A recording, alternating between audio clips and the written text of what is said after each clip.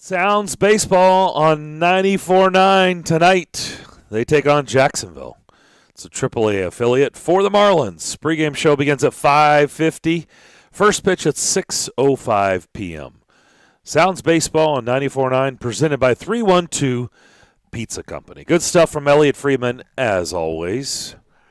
Always leaves us with several things to ponder, doesn't he? So let's start with one of those Darren's probably wondering why pondering Brass thoughts. Bonanza's playing, by the way. Or do you know? No, I don't. You should look at your screen and see who's here. Because we have a guest in studio right now. He's waving at you. Oh, I can't. Mr. Weber? Yeah, Pete's hanging out. Yes, indeed. Well, you guys have been. I haven't been able to see you for a while, so I haven't really looked. So Oh, I don't know if you guys. I don't know if you knew it was down. Yeah. But now Pete can weigh in on all this. So Yeah, he was listening to Elliot. What do we make of Elliot saying, "Hey, maybe they're kicking some tires on Landeskog"? What do you think about that? Maybe they're sniffing around. Gabriel, what do you think? We just had quite the discussion, the three of us, Yes. during the break on that. And we think that it will make some other moves difficult to make Yeah. if they do that. Yeah, I mean, I look at it as if that's truly going to happen, like if you think you have a legitimate shot at that, then they're not going to re-sign Mikhail Granlund. So I that don't would think be you can one do offset both. of the cost. Whatever Yeah. you would budget for Granlund, which would be less than Landeskog. Sure. The idea would be that would be an upgrade with less certainty, right, Pete? Because that's the Yes. thing. We don't know Landeskog has been playing with two incredibly talented players Has for a he long ever? time. And even if it's only Nathan McKinnon, and that I don't mean only, but I mean Because Rantanen's a heck of a player, too. Yes, he is. Yes, he is. So what happens there? I mean, you've got to do a lot of sit down at the spreadsheet and see if this, then that. Well, don't use my math. Okay. Okay, and we won't use the math of the poor pitching coach for the Texas Rangers who's trying to figure out how to keep the runs against down. Yeah, no. Oh, Yeah, boy. don't do that. Jack Leiter, come on down. Yeah, maybe now. Can you That start might help. tonight? Yeah. But the top two pitchers in Major League Baseball that have given up the most home runs, they're on the Rangers. They're on the Rangers. Oh, yeah. So, Pete, I saw them last weekend. Elliot threw out there, like, what would it do to Forsberg? Now, but the thing I think about is Forsberg, with this Granlund math, too, you would think it's one or the other. Not, of course, there's other options, too. But if you were getting Landeskog, it would make sense that it would be tough to get Granlund. Forsberg is under contract for one more year. Right. So you have a year to figure that out. So I don't know if it's a definite that you wouldn't be able to do Forsberg, but you'd Wouldn't still make have it to easy. do a lot of shuffling Yeah. around. Would not make it easy at all. I don't think you have the luxury of saying, "Hey, we'll figure that out down the road." I think if you're getting into this type of relationship, which is going to be long and costly, don't you have to know the answer on the other one? But you, I don't. but I don't they- think you they can have say, pro- "Well, we got time. We'll figure that other one out." I'm just saying that you have a contract that expires after next year. They want to address it this year, but you can plan ahead with your cap the following year when it hits. And they have traded Arvidsson. They have traded Ellis to create space. They lost Yarncroke, which is $2 more million. It's not a huge chunk, but it's something. So they have a bigger budget than they had 2 weeks ago to do something like that. They have room to make a big move like this. But is it realistic to think that you keep the Johansson, the Duchesne contracts, you're going to give Forsberg a big, new, healthy, long contract, and add Landeskog into the mix? I think Is that realistic? I think that's what they have had to move forward with. You tell me if you think I'm wrong, Pete, but I think they looked at that. And they feel like our budget is we have to work around those guys. We have to Yes. hopefully those guys have a chip on their shoulder. We get something more, but Right. we have to make the most of having those two guys on our roster. And maybe bringing in a Landeskog will ignite the other guys. I mean, think of if you had a top line of Forsberg, Johansson, Landeskog. I mean, Now, on pa- Landeskog is a center, but I think way back, Matt Duchesne was a teammate of Landeskog's when Yes. Landeskog was very young for a few years. So there is a So would history Landeskog there. be more comfortable at the center position, or could he play wing? He can play wing. There's no problem there. Yeah, I mean, because I guess he has been been playing wing with Yeah. McKinnon as the center. So That's the other thing. Are you gonna, if Granlund is back, is Duchesne gonna play the wing or and then where does Cody Glass right? fit into this equation? There's They're a lot kinda of top heavy there's- here. But I Center. think what you do is you set up, Pete, different ways it could go, Yeah. and you don't shoehorn yourself into say, well, these guys have to play these positions. You want to be able to say, well, if it doesn't work this way, here's a way it could work. And you have to have that versatility in your noggin as well when you're thinking about that. I think what you threw out there initially, Willie, is true. It's one of that. Granlund's not in the mix. If they're in the Landeskog market, Granlund's not in the mix. Yeah. That not would be coming hard. back. That would be hard. He's not coming back. If truly And that's the there's if, real yes. interest, yeah, right. It's if there's real interest, it's got to be one or the other. I can't imagine that there's just no way both are happening. Well, because in my there's still opinion. other things you got to do. I mean, you got to sign Saros, you got to Yeah. Ekholm, you got to get a backup goalie, maybe another defenseman. Maybe. Could be a move. Is Rocco Grimaldi what's up there? You going to trade him? Keep him? So I mean, there's other little things Stuff too on that the you have list. to do. Why do you keep bringing that up, Willie? Because I just don't see that as a real, I guess, need. Another defenseman? Yeah. I don't think it's a must, and it may not be at the beginning of the season. They might start the season with what they have, and if it's not working out, then maybe you acquire that extra guy. I just envision this D. The way the right side of the D is set up right now, you're putting a lot of faith in Carrier, Fabro, and Myers. Yes. You need those three guys to get the job done, and on all levels, they're somewhat unproven in terms of two of those guys have to fill your top two pairs. They don't really have another guy. That's why an insurance policy of an extra veteran, a steady veteran. You threw out Alec Martinez's name, Yeah, but it looks like he's probably about to re-up with Vegas. but I'm just thinking of a guy Yeah. like that who's played 500 games or 600 games to give you a little security blanket. Ideally, maybe Borowiecki would be the guy. I don't know what they think of his future. Yeah, what his health? In his situation health, is. yeah. So I don't know, but there's probably bigger priorities, at least to start the season. The forward thing has got to shake out first. Well, and here's the other thing. I mean, is it possible that they could be interested in a right-handed defenseman currently playing in Columbus? Now that would be some serious blockbuster Would it not? stuff. That might obviate the idea of Landeskog. I mean, I think that's certainly going to be something to watch. And I was wrong, by the way. I said he'd be traded before the expansion draft, so I'd like to admit I was Seth wrong. Jones? Yep. So I was wrong. Well, I thought you were right on that, and I thought it was going to be to Chicago. Yeah, I mean, I felt pretty good about Chicago.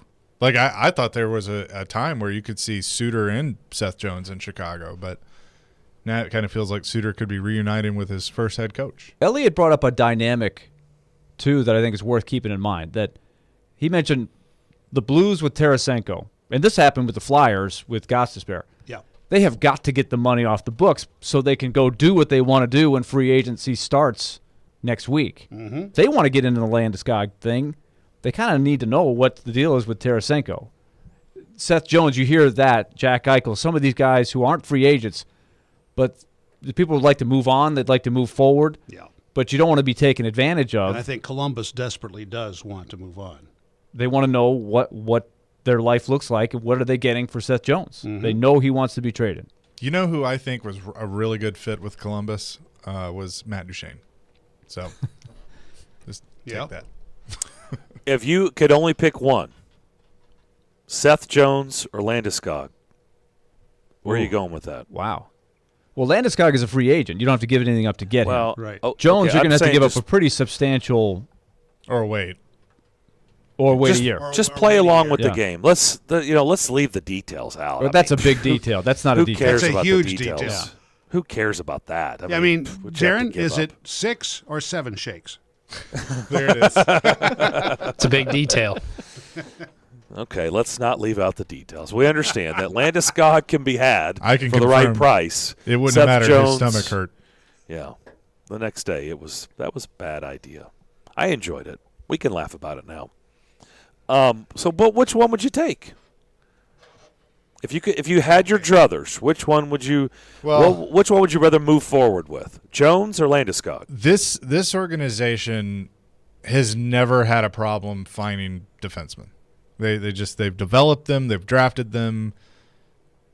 They have had a problem trying to find that just Good point. game changer at forward. Yep. So Huge sniper. I would go Landeskog. And I think that is tied into Carrier-Fabro in particular, and now Myers. They've pinpointed it, but there was a time. Let's say there was a little.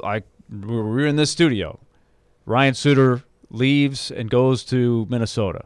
Oh my gosh, what in the world are they going to do? Roman Josi at the time was unknown. Right. They were high on him, and it took a little while. But the best thing that ever happened to Roman Josi was that Ryan Suter did leave, because Roman Josi then became Roman Josi. And I'm not saying Dante Fabro or Alex Carey will be that, but they're going to get a chance to show what they can do. And they're a year older now.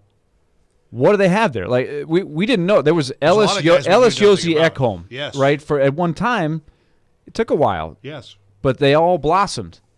Will a couple of those guys blossom? That's a really key question going forward on the right side. Sure is. Think of the guys that were lost in consecutive years when you come right down to it. Hamhuis and then Suter. Hamhuis Yeah. was an underrated loss, too. That was a tough one. Yeah.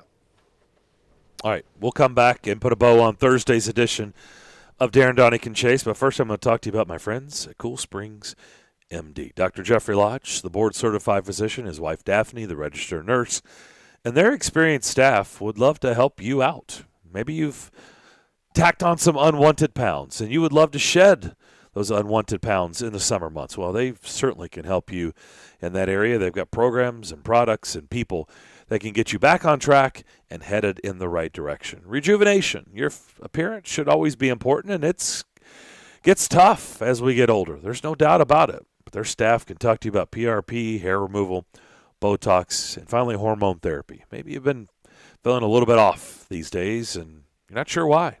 Like, I'm not used to this. I've never really experienced this, but I feel like something's off or something's going on. Well, you can talk to them about BHRT, testosterone, estrogen. Get those levels checked. Maybe they've dipped really low, and that could affect you in all of these areas. Look, if you want a better quality of life like I do, or you want to be healthier and happier like I do, go see these folks. It's a state-of-the-art facility out there in Cool Springs at 1642 Westgate Circle. If you need to schedule an appointment or a consultation, pick up the phone and dial this number, 615-283-7291. That's 283-7291. Or you can always learn everything about them by going to their website, coolspringsmd.com.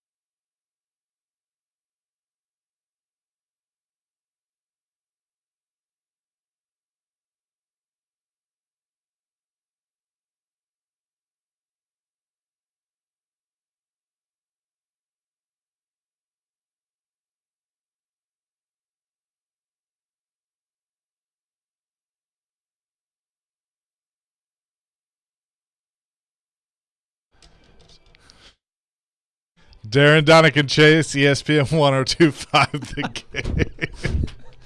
I laugh every time you play that. Every time he plays this, I think of the Braves-Reds playoff game when Elijah was rooting for the Reds and the game went to extra innings.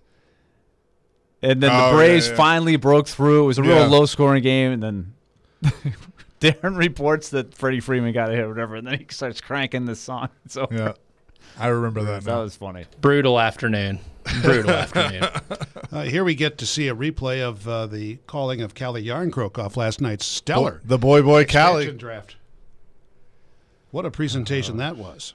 Chase McCabe, Willie Daunic, Darren McFarland, Pete Weber hanging out in studio as we have flown by on a Thursday. There's a lot of things going on. I did laugh at this because I saw that Trey Wallace put out there, Tennessee is hoping to wrap up the investigation as lawyers send them a June invoice. What? So they've been invoiced for their work in June, and now, okay, I think we're ready to wrap this up, as we were talking about that earlier. We anxiously await the findings. Yes. He saw that bill and said, that'll be all here. Yep, we're done. This charade is over. This case is closed. But how about this, though? Tom Pelissaro putting out, the NFL just informed clubs that if a game cannot be rescheduled during the 18-week season in 2021 due to a COVID outbreak among unvaccinated players, the team with the outbreak will forfeit and be credited with a loss for playoff seeding per sources.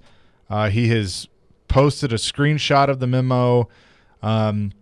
He says the league intends to play its entire 272-game schedule over 18 weeks, and this is key. Quote, we do not anticipate adding a 19th week to accommodate games that cannot be rescheduled within the current 18 weeks of the regular season.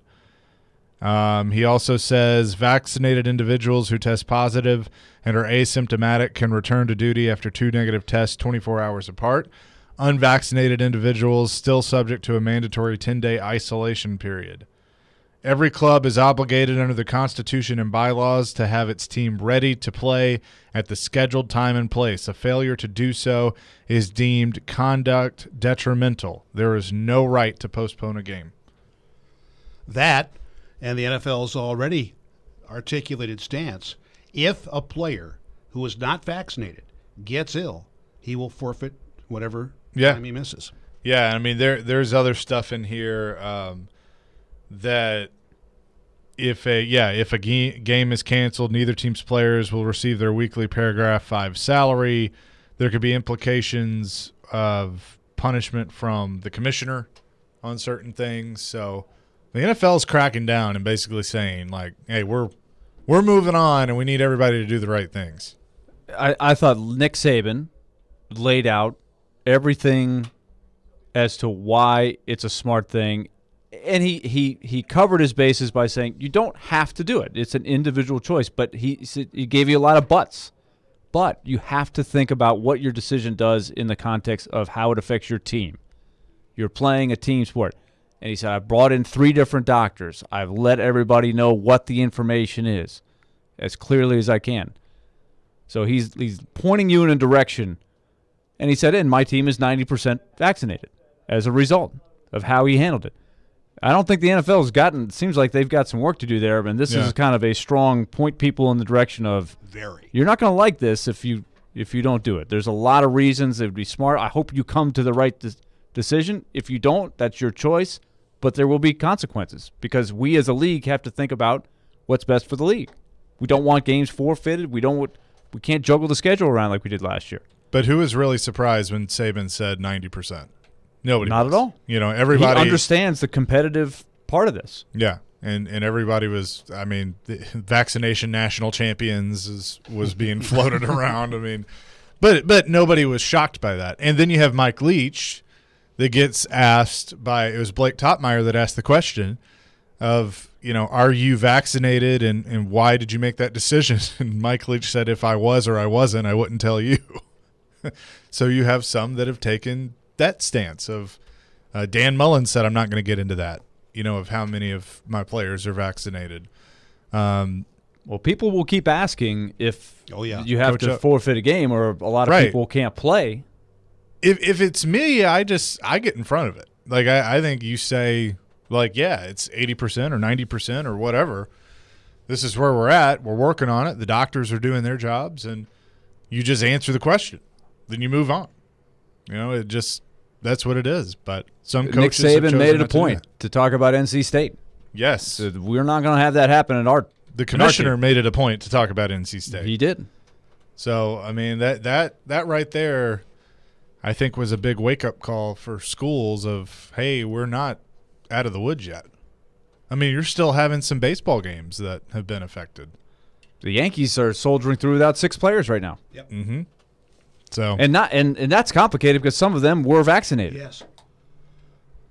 yeah, but I think it's interesting in this memo that it lays it out of vaccinated and unvaccinated, kind of what the protocols are Right. for missing That time. they do need to spell that out, because if you're vaccinated, how often do you even get tested? That's been part of the thing. If you're vaccinated, there's no need to test nearly as often as before.